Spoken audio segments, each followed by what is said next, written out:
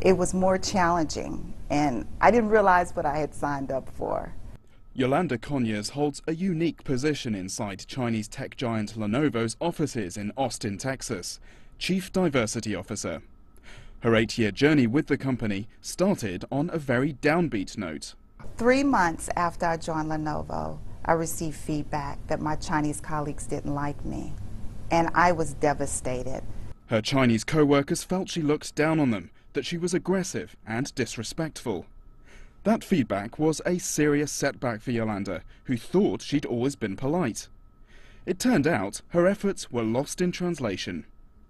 Misunderstanding arose when Yolanda sent out an email to request a meeting. I didn't realize that the word request, which in my culture is very formal and polite, when translated in Mandarin is like a demand or command.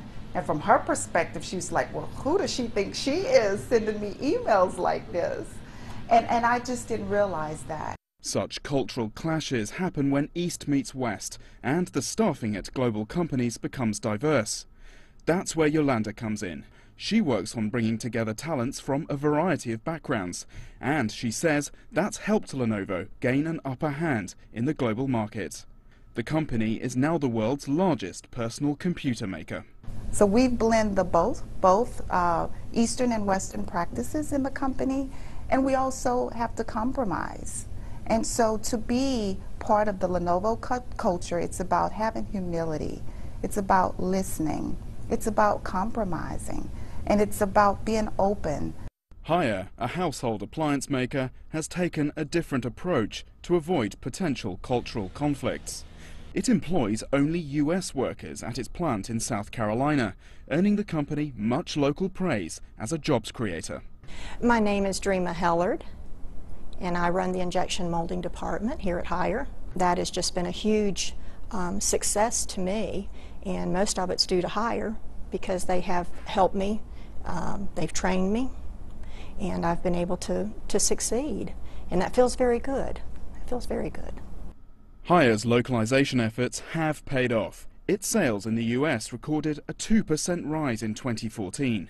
The company is aiming for completing the expansion of its operation in South Carolina in 5 years, creating more than 400 new jobs. More Chinese investment in the United States is good for the United States. Why? Because the data show that Chinese firms pay higher than average wages and benefits. A recent report shows that the number of jobs created by Chinese investments increased more than 5 times over the past 5 years.